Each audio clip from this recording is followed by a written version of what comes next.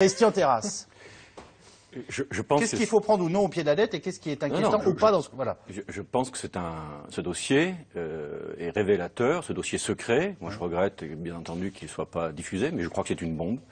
Je crois que ce dossier secret est révélateur de choses inavouables pour l'Église catholique. Et notamment, tout le monde sait, pour ceux qui regardent de près l'actualité romaine, l'actualité vaticane, que l'homosexualité est un art de vivre largement partagé au Vatican, au plus haut sommet de la secrétaire d'État, et qu'il ne s'agit pas de fantasme, il s'agit d'une réalité. Le nombre de prélats qu'on peut observer dans certains lieux prédisposés à la rencontre gay, que ce soit sur des plages, que ce soit des saunas, que ce soit des bars, à Rome, est quand même relativement important et pas minoritaire. Il se trouve que ce pontificat, qui est un pontificat intellectuel, spirituel, n'est pas un pontificat de gouvernement. Benoît XVI ne se manifeste pas par une capacité à gouverner, ce qu'il fait en démissionnant et en avouant son impuissance. Et il a effectivement, dans des discours incantatoires, qui a voulu, j'allais dire, nettoyer les écuries d'Augias, et pas simplement les scandales pédophiles, mais aussi la question de la probité morale des prêtres, c'est ce qu'il avait dit en 2005 à la veille, j'allais dire le jour de... Oui, parce que l'Église a quand même d'abord un ministère moral. Voilà. Donc nettoyer les écuries d'Augias, j'ai l'impression que ça lui revient comme un effet boomerang dans la figure. C'est-à-dire qu'il a sous-estimé quelque part à la fois la question de la pédophilie en 2005, dont il a pris conscience, mais il a sous-estimé effectivement les pratiques homosexuelles de nombre de responsables d'Église.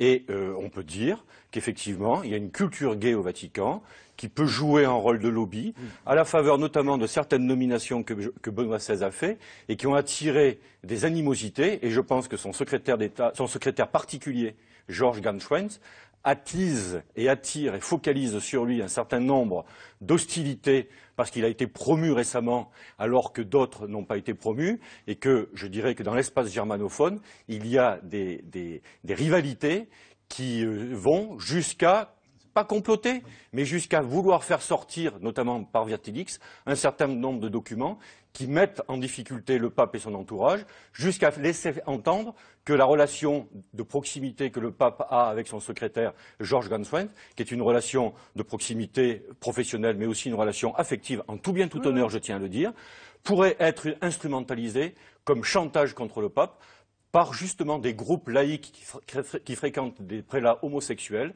et qui pourraient, à la faveur d'un certain nombre de rapports basés sur des échanges d'argent et des espèces sonnantes et trébuchantes, faire chanter un certain nombre de prélats qui, ponctuellement ou de manière pérenne, entretiennent des relations homosexuelles avec des gens mondains.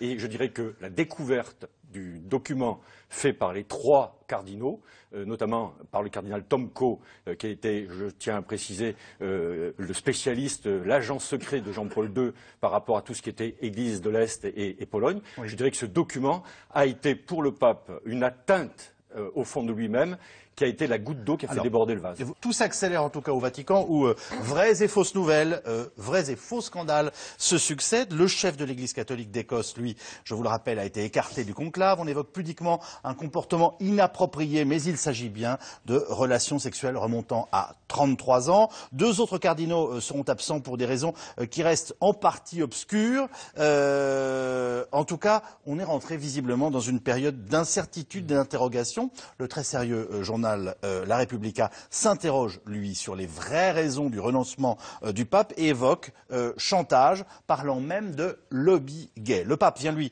de modifier la constitution apostolique pour avancer le conclave. Laurence Aïda Diop et Joël Lefebvre sont nos envoyés spéciaux à Rome. Déluge au Vatican. Depuis que Benoît XVI a annoncé sa démission, spéculations, rumeurs, scandales pleuvent sur le Saint-Siège. 600 ans qu'un pape n'avait pas démissionné. Alors ici, tout le monde se pose la même question. Benoît XVI a-t-il vraiment renoncé à cause de son état de fatigue? Jeudi dernier, cette journaliste jette un pavé dans la mare. Le pape aurait démissionné à cause d'un scandale sexuel. Des prélats sont objets de chantage à cause de leurs relations homosexuelles. De ce fait, ils se trouvent en permanence dans une relation de soumission avec ceux qui les font chanter. Ils ne sont plus libres dans la gestion du plus grand patrimoine économique du monde qu'est le Vatican. En clair, de hauts religieux, mais aussi de simples prélats seraient sous influence, soumis au chantage de laïcs. Voilà ce qu'aurait découvert le pape. Sa démission prendrait alors une toute autre signification. Selon la version officielle, le pape va se retirer parce qu'il est faible et vieux. Il est fragile. En vérité, ceux qui sont vraiment proches de lui racontent que le pape renonce, non pas dans un geste de fragilité, mais dans un geste de force, parce qu'il porte sur son corps la faute. Il porte la croix. Benoît XVI porterait la croix pour des prêtres qui ont brisé leur vœu de célibat et de chasteté.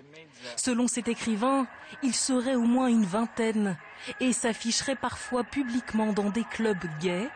Cette vidéo tournée grâce à un complice en est la preuve. Ces deux-là sont des escortes payées par le père. Ils sont venus du Piémont en avion pour la soirée. Le père est allé les chercher à l'aéroport et il les a ramenés à la fête. Ils ont été l'attraction de la soirée. Tout ça a été payé par le prêtre qui a organisé la fête. Un prêtre français haut placé, filmé ici dans ses ébats avec un autre homme, et qui, le lendemain, remettra ses habits de religieux.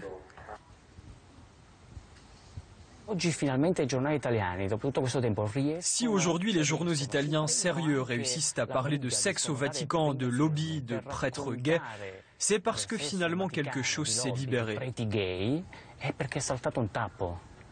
Benoît XVI a réussi ce qu'il voulait faire, mettre l'Église devant ses responsabilités. Il a compris que le secret devait s'arrêter. Et pourtant, au Vatican, on nie toutes ces allégations avec force.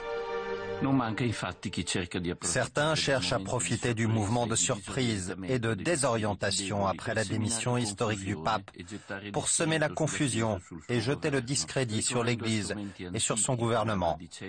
Ils ont recours à des instruments ancestraux tels que la médisance, la désinformation et la calomnie. Ils mettent une pression inacceptable pour conditionner le vote des cardinaux. Un vote crucial pour le choix du nouveau pape. Et pour ce spécialiste du Vatican, le dernier scandale ne restera pas sans conséquences.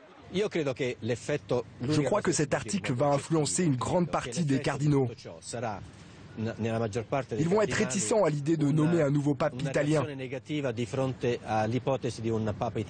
Parce qu'à tort ou à raison, tous les cardinaux italiens sont associés à la curie romaine et donc à tous ces scandales.